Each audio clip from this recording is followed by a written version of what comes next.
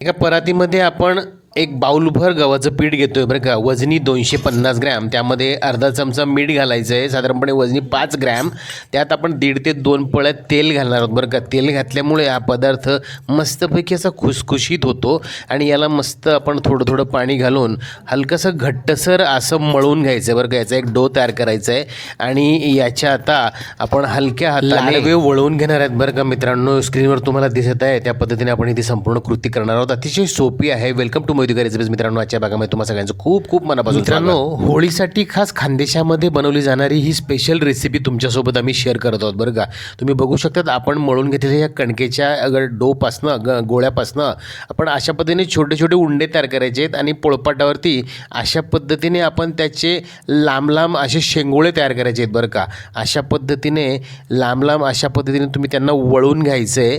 तुम्ही बघत आहात एक एक करून आपण असे लाडवे वळून घेणार आहोत. साधारणपणे बोटाच्या जाडीचा आपण असा हा एक लाडवा वळून घेणार आहोत बरं का.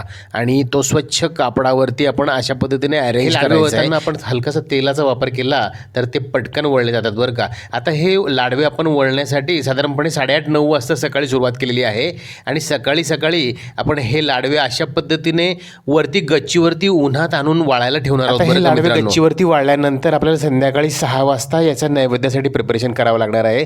तोपर्यंत आपण इतर गोष्टींची तयारी करूया. इथे आपण 4 प्रकारच्या डाळी घेतलेल्या आहेत. एक छोट्या छोट्या वाटीमध्ये आपण हरभऱ्याची डाळ, मठाची डाळ, मुगाची डाळ आणि चवळीची डाळ अशा 4 प्रकारच्या डाळी आपण प्रत्येकी 50 ग्रॅम इतक्या घेतलेल्या आहेत. आता त्या सगळ्यांना आपण एका भांड्यामध्ये मिक्स केलं आहे आणि 2 ते 3 पाण्याने मस्तपैकी आपण त्याला स्वच्छ धुवून घेणार आहोत बरं का. स्वच्छ धुवून झालेल्या डाळींना दुप्पट पाणी घालून आपण साधारणपणे 4 ते 5 तासासाठी झाकून ठेवणार आहोत.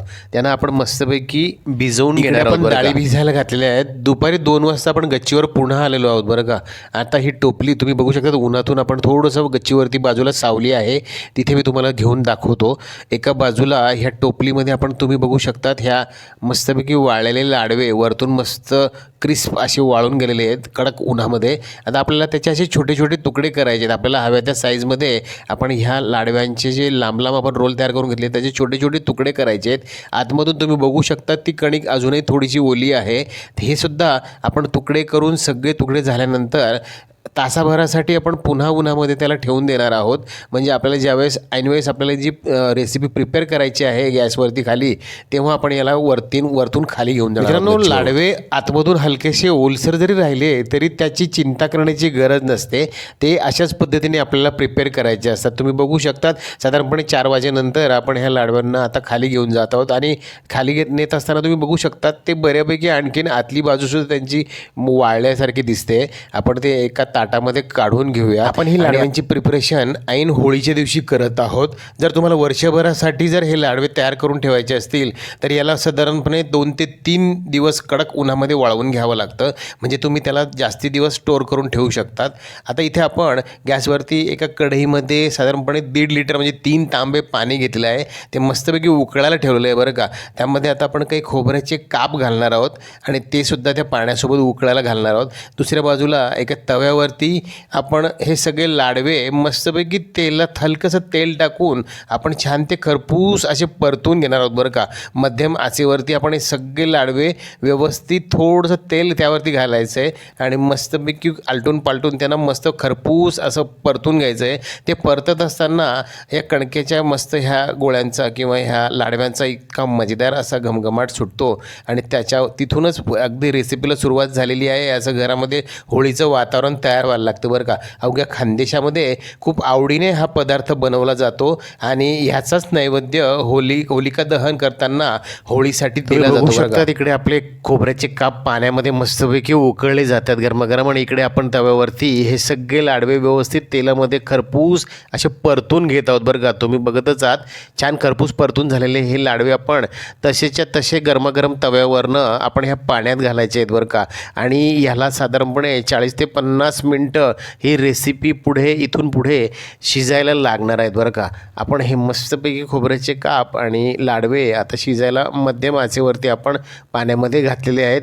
आता ही संपूर्ण प्रक्रिया अगदी मस्तपैकी मंद अशी त्या आचेवरती सुरू राहील. 4-5 तास अगोदर आपण भिजून ठेवलेल्या ह्या डाळी स्वच्छ धुवून घ्यायच्या आहेत आणि त्यातलं सगळं पाणी निथळून घ्यायचं. इकडे मिक्सरच्या भांड्याला अर्धा चमचा जिरं घालायचं आहे, एक 7-8 हिरव्या किंवा लाल मिरच्या आपण त्यात घालायच्या आहेत आणि त्यामध्ये साधारणपणे एक छोटी वाटी लसूण म्हणजे साधारणपणे 25 ते 30 ग्रॅम आपण लसूण घालून ह्या डाळीसोबत आपण फिरवून घेणार आहोत. तुम्ही बघू शकता आपण घट्टसर हे सगळं डाळी अशा फिरवून घ्यायच्या आहेत.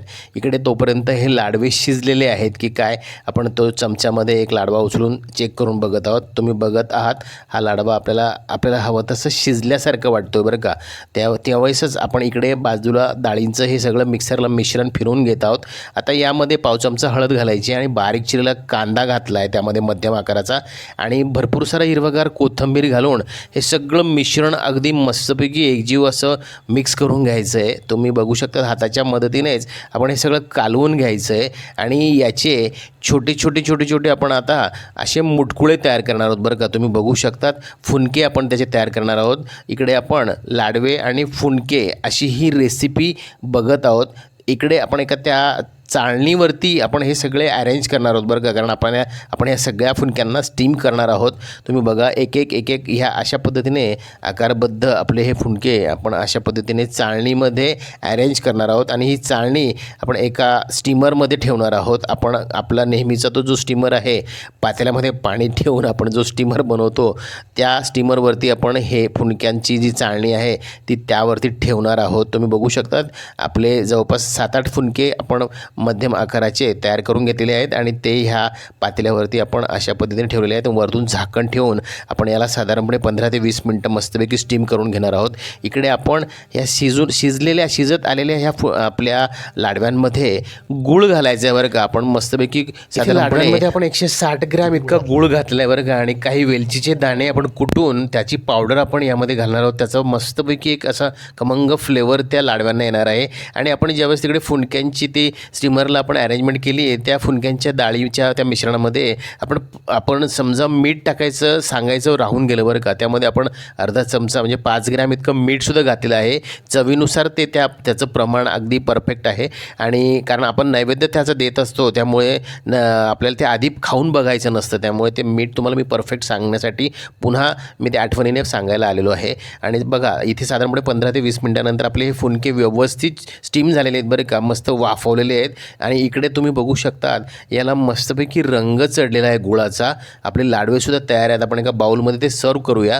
मजेदार अशा पद्धतीने हे शिजलेले लाडवे इथे आपण एका बाउलमध्ये घेत आहोत आणि त्यावरती मस्तपैकी साजूक तूप घातलं जातं बरं का. साजूक तूप आणि हे लाडवे असे अगदी मजेदार पद्धतीने आपण हे सर्व केले. मजेदार रेसिपी मी तुमच्यासाठी घेऊन आलेलो आहे. तुम्ही अजूनही चॅनलवर नवीन असाल तर चॅनलला सबस्क्राईब करा बरं आधी. आणि माझ्या रेसिपीज तुम्हाला आवडतात लाईकसुद्धा करत जाऊ आणि तुमच्या मित्रांमध्ये शेअरसुद्धा करा बरं का. आता आपण गरमागरम फुनकेसुद्धा सर्व करून घेऊया. तुम्ही बघत आहात आपण डायरेक्ट त्या स्टीमरमधून गाळणीतून काढलेले ते गरमागरम आपण फुनके बाजूला घेत आहोत आणि त्यावरती मस्तपैकी तेलाची धार सोडली जाते बरं का. आता तुमच्याकडे जर शेंगदाणा तेल असेल तर अतिउत्तम, नाही तर कुठलंही तेल तुम्ही खाण्याचं तेल वापरत असाल ते तेल यावरती घाला आणि मस्तपैकी तो फुनका कुस्करून गरमागरम ह्या गरमागरम गोड लाडव्यांबरोबर तुम्ही त्याचा आस्वाद घ्या. बरं, तुमच्या भागामध्ये होळीसाठी कोणता स्वयंपाक केला जातो किंवा कुठल्या प्रकारचा नैवेद्य तुमच्याकडे ऑफर केला जातो, दिला जातो होळीला, ते तुम्ही मला कमेंट करून नक्की कळवा बरं का. आणि आमच्याकडची ही पद्धत तुम्हाला कशी वाटली ते सुद्धा मला कमेंट करून ऐकायला, तुमच्या कमेंटद्वारे ऐकायला आवडेल बरं का. नक्की ट्राय करा. भेटूया पुढील भागात अशाच पारंपरिक इनोव्हेटिव्ह रेसिपींसह. तोपर्यंत बघत राहा माझी recipes. Thank you for watching. Goodbye. Take care.